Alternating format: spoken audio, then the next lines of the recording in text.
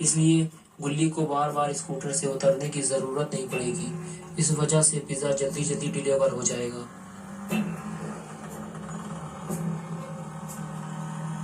चलो, अभी एक पिज्जा तो डिलीवर हो गया और अब बचे हैं 3। लेकिन ये तीनों पिज्जा डिलीवर करने के लिए उन्हें काफी दूर आना पड़ा है। और तभी स्कूटर मोड़ते वक्त गुल्ली स्कूटर लेकर गिर पड़ा। अच्छा हुआ ये दोनों स्कूटर लेकर पानी में नहीं घुसे, लेकिन उनके 2 पिज्जा पानी में चले गए और उसके साथ एड्रेस स्लिप भी पानी में चली गई। अब उन्हें कैसे पता चलेगा कि ये पिज्जा डिलीवर कहाँ करना था, क्योंकि एक पिज्जा अभी भी सही सलामत बचा हुआ है।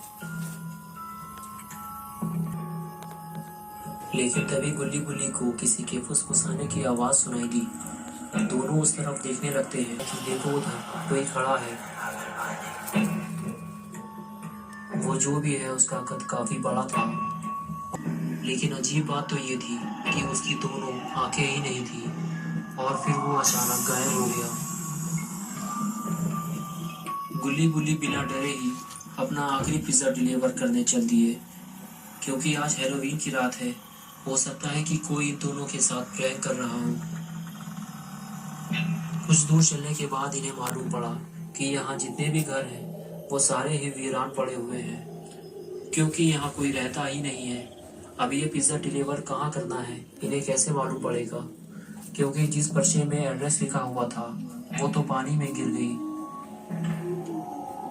गुल्ली और आगे बढ़कर देखने का फैसला करता है।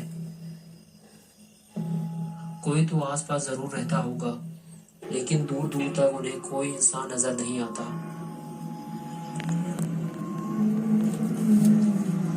वो घूम घूम कर चारों तरफ देखते हैं और फिर आगे बढ़ जाते हैं। कुछ दूर चलने के बाद गुल्ली गुल्ली से कहता है कि मैं अब बहुत ज़्यादा थक चुका हूँ, मैं यहीं बैठ जाता हूँ, तुम आगे जाकर देखो, यहीं पर बैठा हुआ है। और गुल्ली आगे चला जाता है और गुल्ली वहाँ बैठकर अपनी थकान दूर करने लगता है। गुल्ली ने आज कुछ ज़्यादा ही काम कर लिया। और गुल्ली आगे बढ़ते हुए कब्रिस्तान की गेट पर पहुंच जाता है। और जब गेट के ऊपर देखता है तो उसे एक बहुत बड़ा काला चमगादड़ बैठा हुआ दिखाई देता है। एक बहुत बड़े दानव का कब्जा हो गया है। जैसे ही उस दानव को ये पता चलता है कि इस कब्रिस्तान के अंदर कोई इंसान आया है, तो वो फौरन ही वहाँ पहुँचकर उस इंसान को पकड़कर कैद कर देता है या फिर उसकी बलि दे दी जाती है। और वो उसका सर अपने साथ ले जाता है। और ये बैठा हुआ काला चमगादड़ कोई मामूली चमगादड़ नहीं है, ये उस दानव का ही एक साथी है जिसे रूप बदल कर इस कब्रिस्तान पर नजर रखने का काम किया गया है। यही वो खबरी है जो किसी भी इंसान को देखते ही दानव तक खबर पहुंचा देता है। गुल्ली जब आगे बढ़ता है तो उसे पिंजरे में कैद एक आदमी दिखाई देता है, जो दिखने में काफी कमजोर लग रहा था। गुल्ली कहता है कि अगर तुम सच बता दो तो मैं तुम्हें यहाँ से बाहर निकाल सकता हूँ। वो आदमी कहता है कि यहाँ से।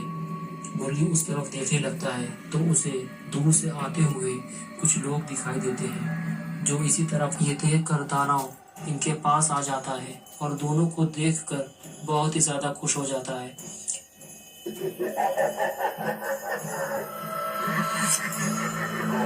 और अब इन दोनों की बलि चढ़ा दी जाएगी।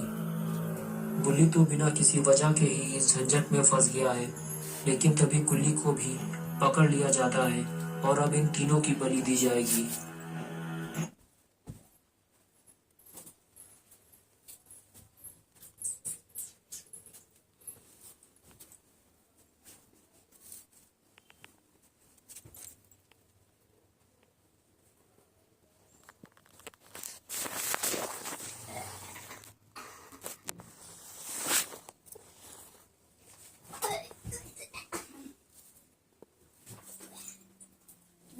You want to buy toys? So it's